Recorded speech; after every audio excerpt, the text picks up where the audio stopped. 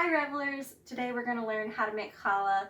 This is a recipe that I actually learned from Devora, the wife of the rabbi at Oberlin Chabad, who made a similar video tutorial when the pandemic hit for all the students who were stuck at home and couldn't come to Chabad Shabbat dinner anymore. First thing you want to do is make sure you have warm water, not boiling, but definitely still pretty warm. And you're going to add 1 tablespoon of yeast. And you're going to add your sugar. Now, according to Devora, you shouldn't mix it, but I find that my stuff is pretty grainy. I usually grab a fork and just sort of make sure it's all in the water. But you don't need to stir this a lot, you just need to break up the clumps. We're going to set that aside to let the yeast proof for about 5 to 10 minutes, depending on how warm it is. And while that's happening, we can go ahead and start mixing some of our other ingredients. Your vegetable oil,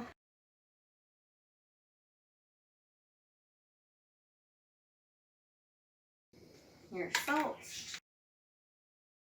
and your eggs. So the thing about the eggs is our family doesn't usually keep kosher, but I figure for something like this, where it's a specifically Jewish food, it's good to keep kosher. So I checked the eggs ahead of time to make sure there were no blood spots in them.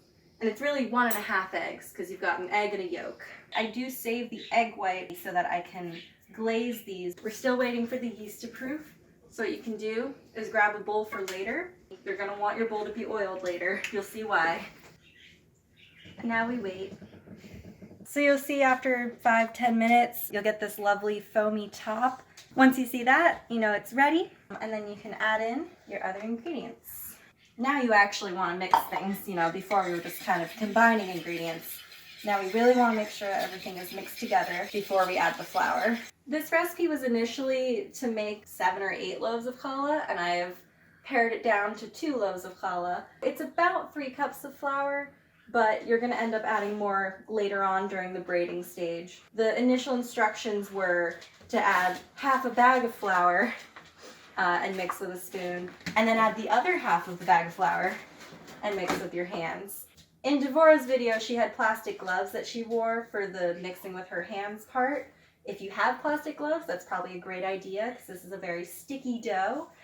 I don't, so I oil my hands, which works okay, but just be prepared to get your hands messy.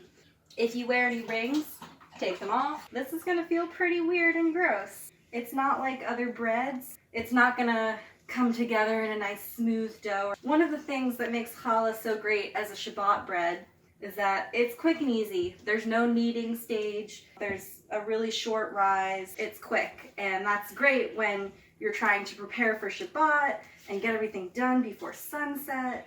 So you've got this lovely goopy mess, and that is okay. That is what you're looking for.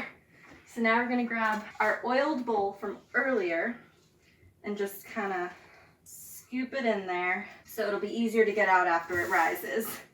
You don't technically have to do this, but if you leave it in the original bowl, it's going to be pretty hard to get it out after it rises. Scrape up what we can. You could try and use a spatula, but then you're just getting your spatula covered in sticky stuff too. Then you probably want to wash your hands.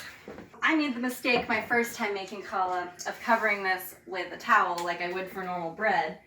And then when the bread had risen onto the towel, because it was very happy, it stained the towel. And now I have a towel that has a big circle on it. So I'm going to follow Devora's instructions, which is to use saran wrap to cover your bowl. This is about what it looks like now. And it should about double in size during the rise.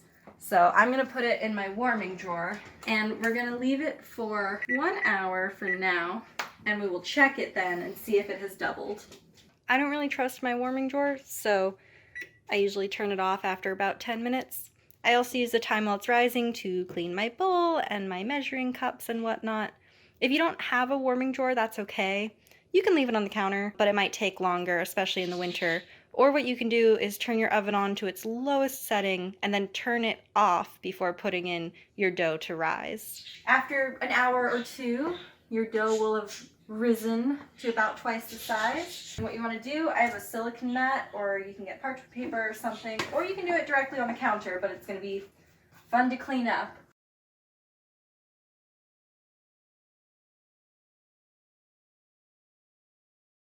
You want to flour your surface. You definitely want to flour your hands very well. We'll get a little extra flour in case we need it. And then, because it's so sticky, you know, you are going to have to scrape the bowl a little again, but the oil does help it come out a little easier. So now, it's time to shape the challah. Remember, there's no kneading at all. If you knead it, it'll turn into bread. We're not actually making bread, we're making challah. Now, initially, the word challah apparently referred to a little sacrificial piece of dough that you would put in the oven and say a blessing over for Shabbat. Our family doesn't do that. We just make it because it's tasty. Like I said, this recipe makes 2 loaves, so you kind of split it in 2 more or less. And then put one aside for now. And I like to do a 4-strand braid. You can braid it however you want, really, but this is how I first learned how to braid challah at my Jewish summer camp when I was a teenager. You know, I'm trying to just get enough flour on my hands that the dough won't completely stick to them, but I'm trying not to knead too much extra flour into the dough. You want to try and get 4 somewhat even blobs. Roll them out into longer strands. As you can see, they sort of collapse in on themselves a little. That's good. So once you have your 4 sort of longer blobs, you're going to kind of put the ends together a little. I start from the left because I'm left-handed.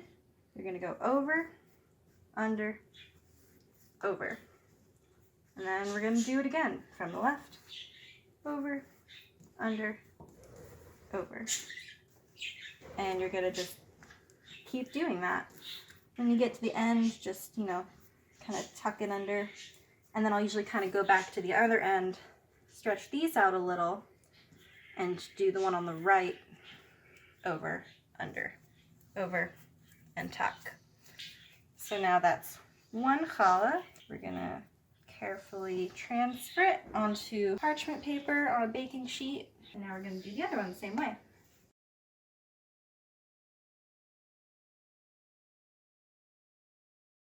So now that you've got your chalot on your baking sheet, you're going to let them rise for another 20 minutes or so. This gives you time to wash your hands and preheat the oven and maybe start cleaning up a little bit. Again, it's messy, but it's worth it because challah is my favorite bread, except maybe bagels. Alright, so it's been 15-20 minutes.